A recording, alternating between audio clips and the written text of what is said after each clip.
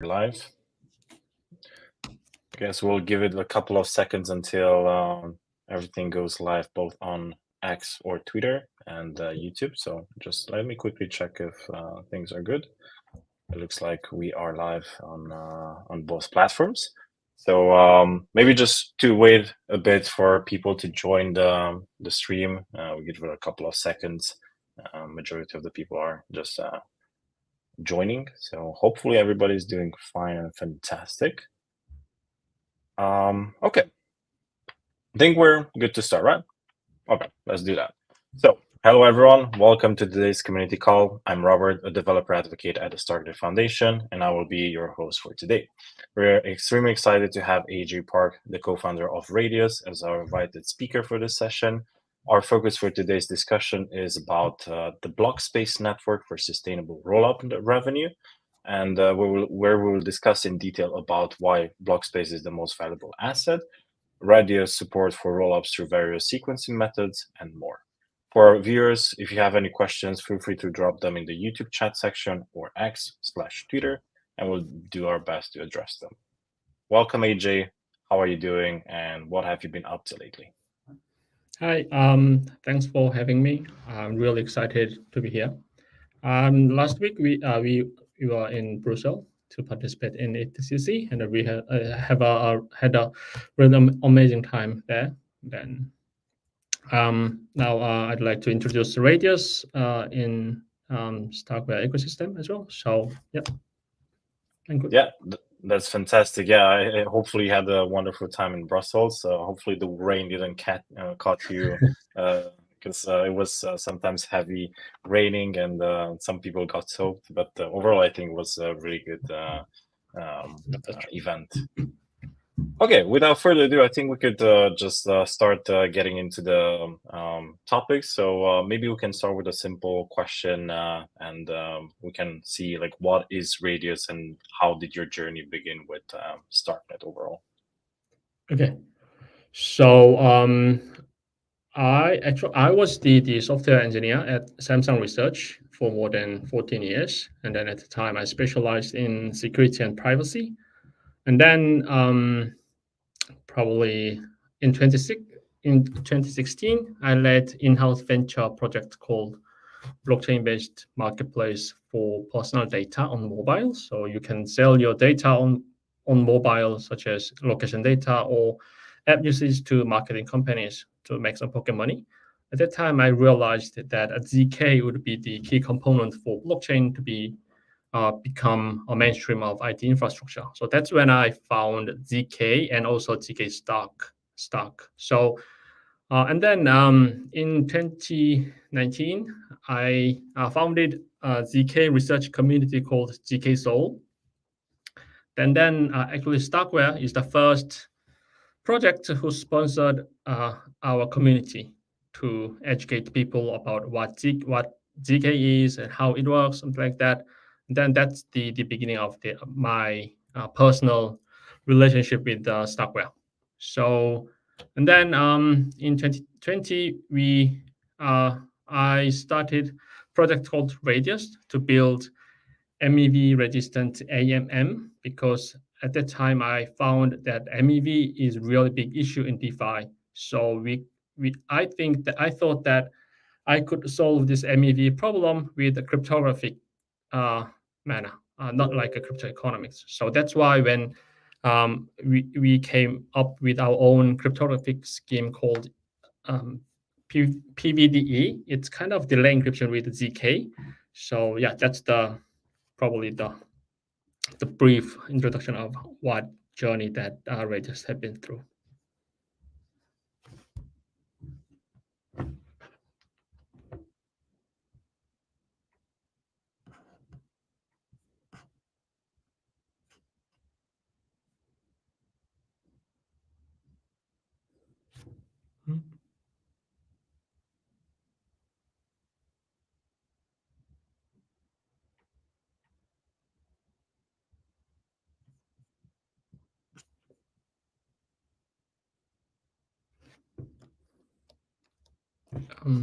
I think the robot has some internet issue, so hold on.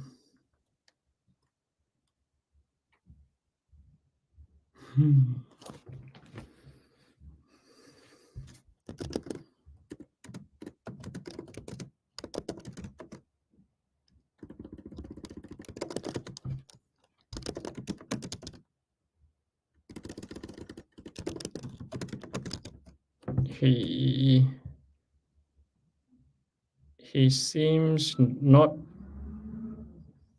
be able to enter this Steam yard or something.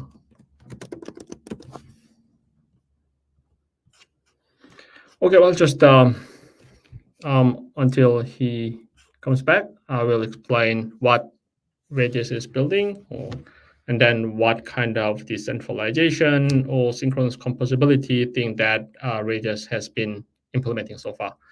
First of all, Radius is building Blockspace network. So Blockspace network to help rollups to generate profits. So first of all, I will explain what Blockspace is. Blockspace in blockchain actually refers to the available space within a block to include transitions. So to put in simply, it's of just block. So any blockchain network, including Ethereum, Stocknet, and any rollup have their own block space. And block space network that Radius is building is actually just connects buyers and sellers for the block space. So let's take Ethereum as an example. Chat, hold on. Okay, yeah, sure. Yeah, sure. I will keep explain what block space is and why it's important. So, as I said before, block space is just a block to include transitions. And then block space network is connects buyers and sellers for the block space. So let's take an Ethereum as an example. So the users pay a transaction fee to buy a portion of the block space. So from blockchain network perspective, how to sell this space is very important to add value to the network. So to make them like sustainable in economical way. So good example of efficiently selling the block space is priority gas auction in Ethereum, which means that it creates competition for the limited resource, causing users to pay higher transaction fee to secure space in the block space.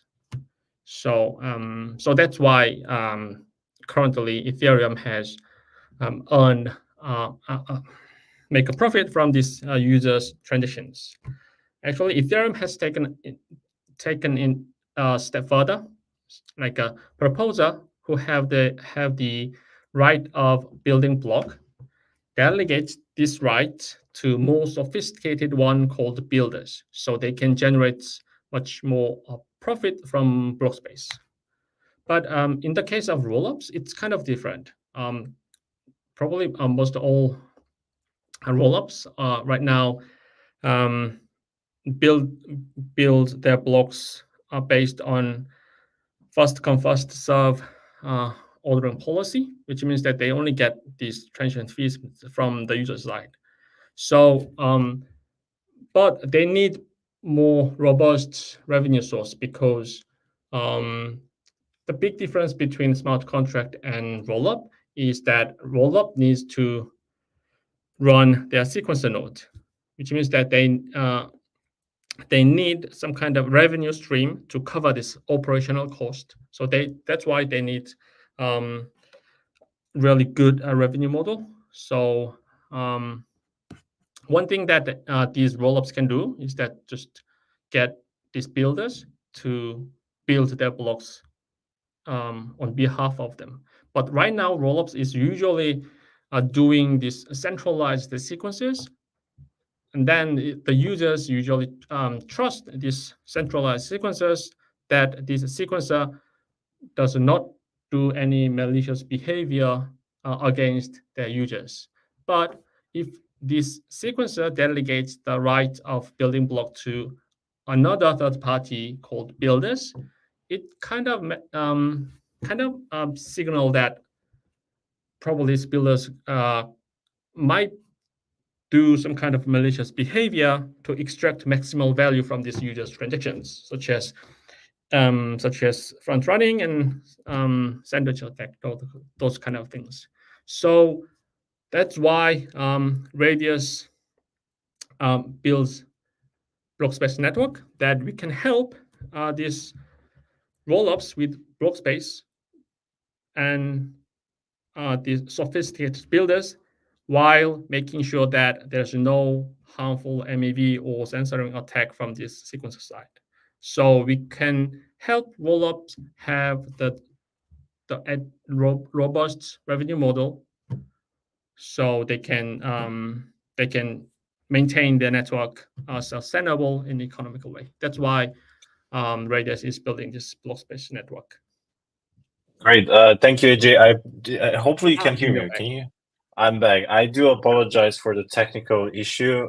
So I'm at the hotel. I think my internet went bananas, and it's just been a hassle to get back. But hopefully now it's all fixed, and we don't have any issues. Thank you for talking about what Blockspace is and why it's important, and maybe just a follow-up question. So I think majority of the rollups, like their current revenue model is based on transaction fees, and these transaction fees are basically first come first serve basis, right?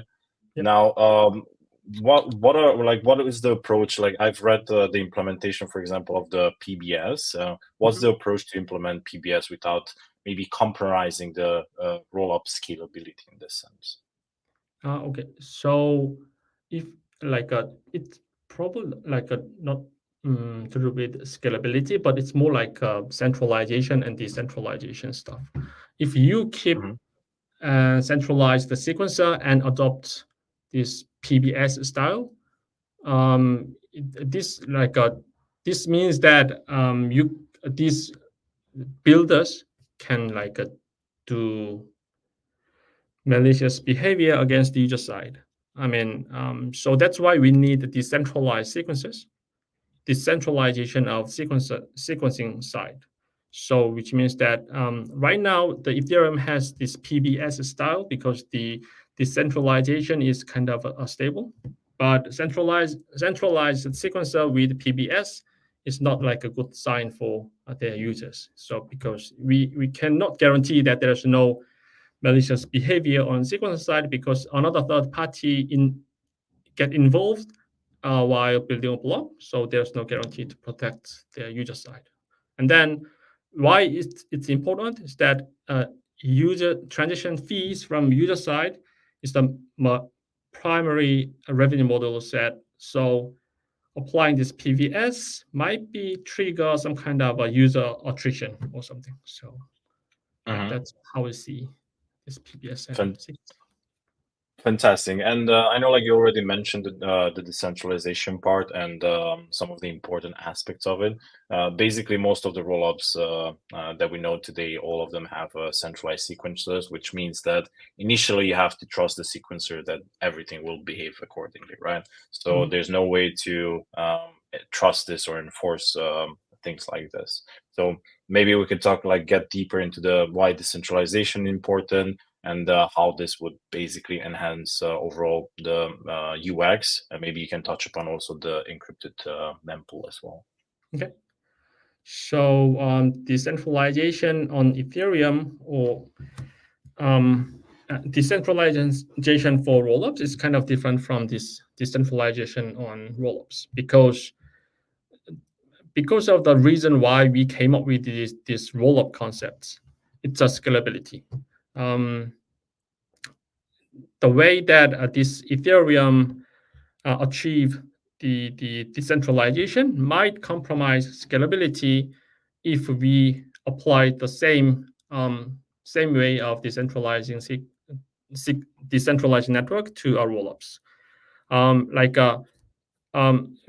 Rollups cannot have this as many sequences as Ethereum has, because there should be some complex consensus model while building a block, which means that this might compromise scalability. So we need to put this scalability on top priority when considering this decentralized rollups. So that's why we Radius came up with this encrypted mempool, because let's think about the why we need decentralization. We need decentralization because we need to prevent any malicious behavior from the sequencing side. So that's why we usually have a consensus between these sequences. But we could do another way, like to have censorship. There are three properties in decentralization. One is the censorship resistance, two, liveness, third, safety. Without compromising scalability, we could achieve these three properties when we use this encrypted mempool. First, censorship resistance. We applied encrypted mempool, which means that when user send transitions to the sequencer, these transitions are encrypted. It's not like a permanently encrypted, but it's like a commit reveal scheme. So until this sequencer confirms the order of transitions, these transitions remains encrypted. After the sequencer confirms the order of transitions, these encrypted transitions get automatically decrypted. That's what Radius encrypted mempool works. And correct, sorry to interrupt here, but correct me if I'm wrong, but this basically encrypted mempool will also help tremendously on the MEV resistance, right? Yep, that's correct. If you think of this MEV, it's all about manipulating orders of transitions. But since the sequencer cannot see the contents of the transitions because it's encrypted, there's no way that a sequencer can manipulate this order. So yeah, that exactly. The encrypted mempool also help this eliminate this harmful MEV stuff, such as front running and sandwich attack. So with this encrypted mempool, we can provide censorship resistance, and also we can only have only single centralized sequences be enough to build a block, because there is no like malicious behavior on the sequencer side. But as I said before, the second property of decentralization is liveness. These centralizing sequences actually have this single point of failure, which actually happened on a couple of the layer 3. Like they actually stopped working for like at most 53 hours or something, but it's really not good user experience. So that's why we need to keep this liveness as much as possible. So that's also Radius have our own liveness solution based on Raft, which means the guarantee this crash fault tolerance thing. So our decentralized sequences also guarantee this liveness as well. Safety, it's kind of a different topic, but yeah, that's how this Radius approach to secure the decentralization stuff. Got it. So basically, like the main 3 points is censorship resistance. So you don't basically where encrypted mempool come into play. Then we have the liveliness that we need to make sure that the sequencer stays up running no matter what. And then finally the safety, which I'm not sure if I described this correctly. Maybe it's another topic that you will. I'm not sure if we can cover this, but it's always interesting stuff.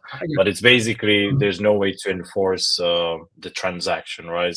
When it arrives to like the sequencer promises that it will include it in the block, but there's kind of like no way to enforce it, right? Yeah, I will add something to this liveness and safety stuff. First, for liveness, Radius actually deployed our own decentralized sequencing stuff on the testnet of EigenLayer. So you can have multiple sequences to do these building blocks for your rollups. So you can use this solution to have multiple sequences, not only centralized sequences. So if and then these among these multiple sequences in a sequencer set, one sequencer is randomly selected as a leader. So this leader has this responsibility of building blocks and also issue this pre-confirmation to users when they get transitions from user side.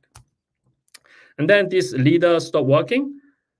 One of the other sequencers take this role over, so to make sure that this network keep working.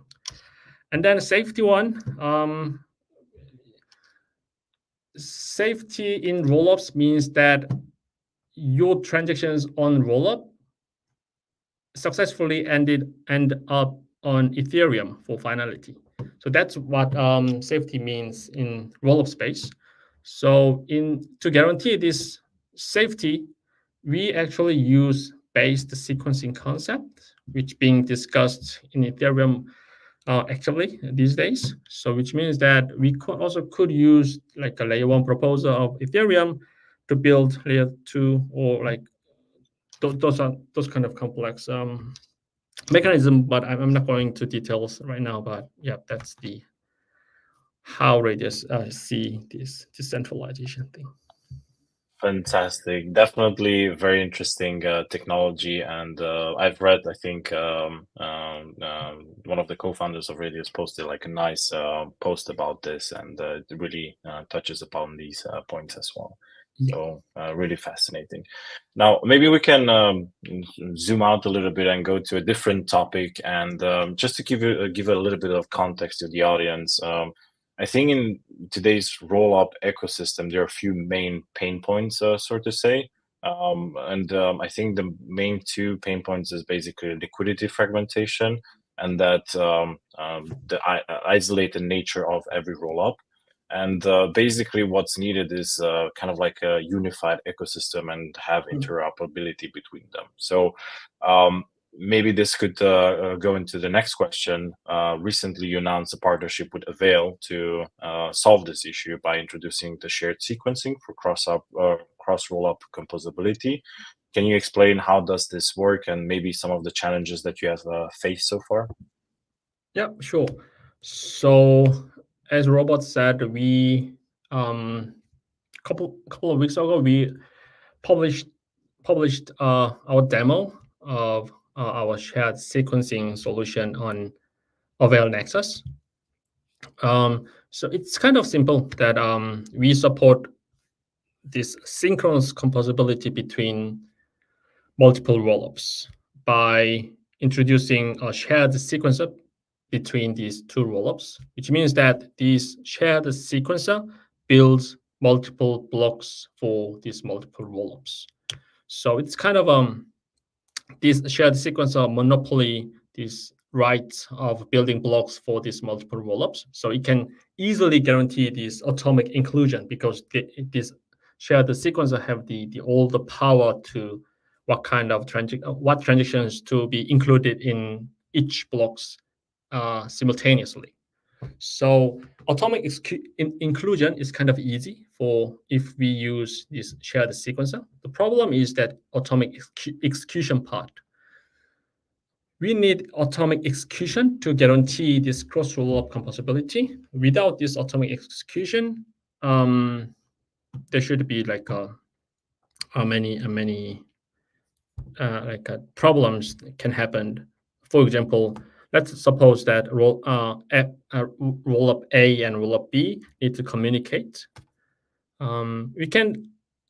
There are two ways for these two rollups to communicate. One is asynchronous composability, which means that if rollup B wants to communicate rollup A, first the thing that should happen is that the transitions should be confirmed on rollup A first. After confirming these transitions on rollup A, and then rollup B can take an action based on this confirmation. So that's why we call it asynchronous part. The another way to guarantee this interoperability is that synchronous composability, which means that Rollup B doesn't need to wait this confirmation happening on Rollup A.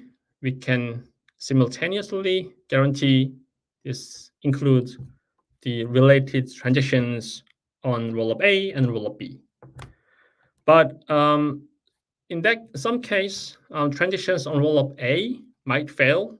In that case, to guarantee atomicity, transition on Rollup B has to be failed. So that's the how we guarantee this atomic execution, which means that not only like adopting this shared sequencer, we need another mechanism to coordinate these sequences for multiple rollups, so we can guarantee this atomic execution can happen. How we can do that?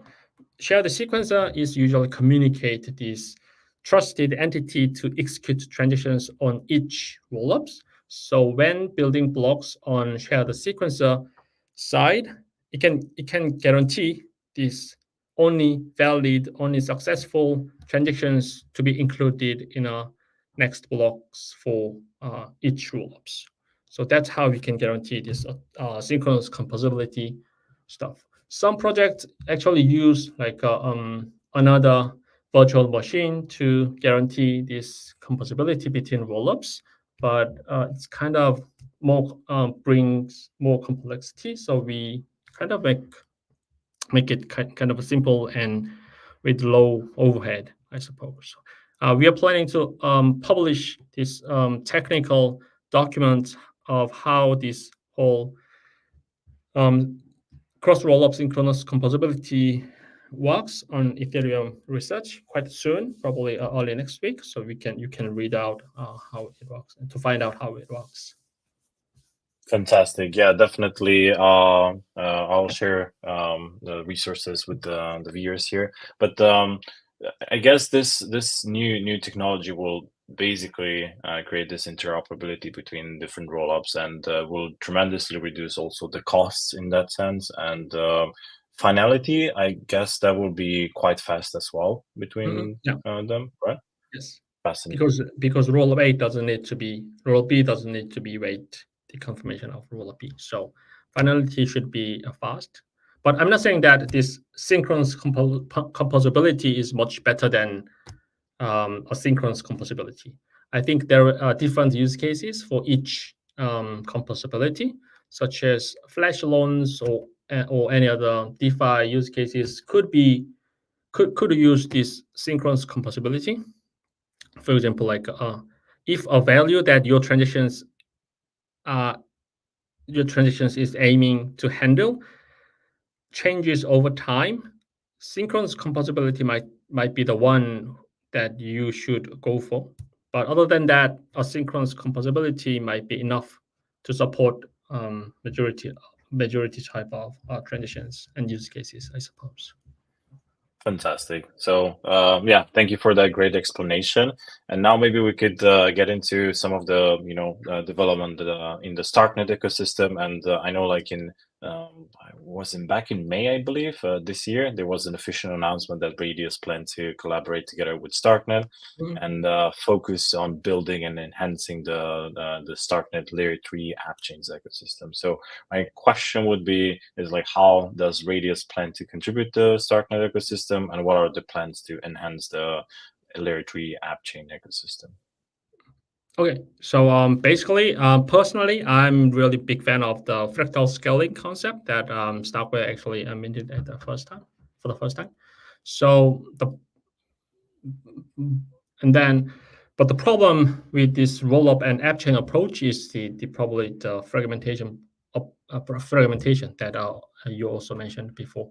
So as you said, Radius has established the developer partnership with the Starkware a couple of months ago to build layer 3 ecosystem using our own sequencing solutions, such as encrypted mempool, decentralized sequencing, and also shared sequencing. So any app chains deployed on Starknet can use our sequencing solutions to make their network more robust and more profitable. So first of all, these layer 3 app chains on Starknet can use our encrypted mempool. So they can provide this censorship resistant and harmful MEV resistance to protect their users. We actually integrated our features, including encrypted mempool and shared sequences in Madara, which is the Starknet stack. So if you visit our GitHub, you can use this modified version of Madara with encrypted mempool and shared sequencing integrated with it. So you can deploy layer 3 on Starknet easily. And then also another approach, another suggestions to contribute Starknet ecosystem that actually to do with the based sequencing stuff, which means that we can use Starknet as a shared sequencing layer to coordinate the sequences for multiple app chains on top of Starknet. So if we use this robust security of Starknet network, we can provide much more like great this composability between layer 3 app chains. So it could be asynchronous and synchronous. To support asynchronous composability between layer 3 app chain on top of the Starknet, like app chain A can confirm their transitions on Starknet, and then after confirmation, app chain B can take an action based on this confirmation happened on Starknet. So we can easily communicate each other in asynchronous manner. To support synchronous composability, it's our theoretical theory, but the sequences of Starknet actually monopoly building blocks for app chains, layer 3s. So at that time, while sequences of Starknet building blocks for app chain layer 3, we can guarantee this synchronous composability, like atomic execution, atomic inclusion for these layer 3 app chains. So that's the research that Radius has been contributing so far. And then it's been just 3 months. So yeah, we'll share the results when the results comes out. Fascinating, and maybe this is a good opportunity to also like ask like if you know like the community wants to read more and even contribute. You mentioned one place, it's the GitHub, so I've added the GitHub in our comment section. Do you recommend anything else to our audience? Yeah, there is the Gitbook. So hold on, I will.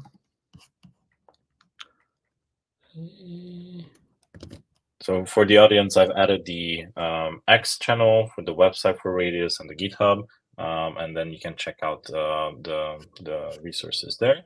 And I think Yeah, AJ, you can enter our website. You can see the document on top of the website, and then click that. You can see the Gitbook of quite technical side that Radius has been developing so far. So got it. I think I have it. So I have the docs. I'll share that as well with the audience. And no problem. And yeah, I think maybe a couple of like one last question would be so we've been talking a little bit about the layer 3 app chains and you know like the problems they will bring and how we will solve these issues.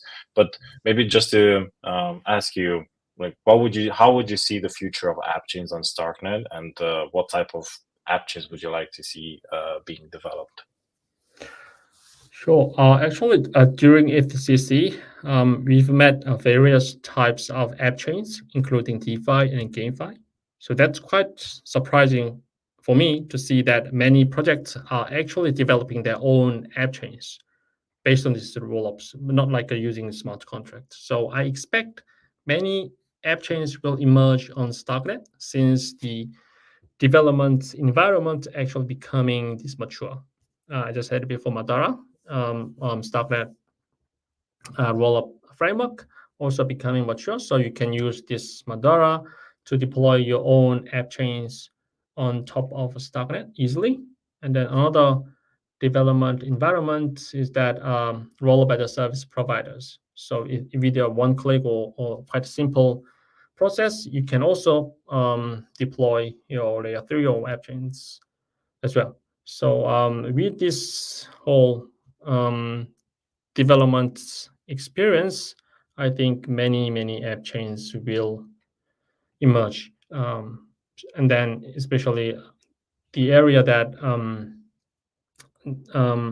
what kind of app chains might be good use cases. I suppose the benefits that if this project choose to build app chains rather than smart contracts are flexibility and scalability. So any projects who wants these flexibility and scalability, these properties for their apps would be good candidates. So I suppose we've met a DeFi projects such as order book DEX and perpetual exchange, payment system, those kind of really good example because they need scalability while needing this censorship and harmful MEV prevention also needed on their side as well. Also, GameFi would be the good one because they need a high performance scalability. So rather than building their dApps on smart contracts, using rollups would be really good choice for them as well. So I'm really optimistic about this whole app chain scenario. Got it. So basically, all the space in general, it's really fascinating to see the potential of what app chains could unlock. I'm mostly like fascinated on the gaming side because I'm a gamer, so I'll definitely be interested in seeing like many games being developed as app chains and you know, unlocking this powerful system for them to use them. So quite fascinating. Okay, so I think we're kind of like reaching an end of the community call. And before wrapping up things, maybe do you have any closing remarks for our viewers that you want to leave with? Yeah. So since Radius has the developer partnership with the Starknet, we want to help projects on board on Starknet ecosystem, especially when they want to build their own app chains on top of Starknet. We can definitely help. We can provide full support to build their own app chains on the Starknet. So we actually we just started onboarding these rollups on our ecosystem as well. So if you are planning to build your app chains, we can help. Like we can provide the sequencing solutions and consult how to the implement their apps or something like that. So just feel free to reach out to us. The only thing that you need to do is just build your own business logic, and then Radius is going to take the rest of that when building these app chains on the Starknet. So I'd like to meet as many people and many developers as possible. So yeah, that's it. Fantastic. Thank you, AJ. And feel free for the audience to reach out to AJ, read the documentation. You have the website as well, and get in touch with Radius as well. Okay, AJ, thank you again for being here. It was an enjoyable discussion with you. I've learned a lot from our conversation. The things that you guys are developing is fascinating, and I'm looking forward to see this on Starknet. We're almost close to the production with Mother, I believe. So looking forward to it. But thank you for this session. To our viewers, thank you for joining and tuning in to the 57th community call. And wishing everybody a fantastic day. Thank you. Thank you very much. Thank you. Bye. Bye-bye.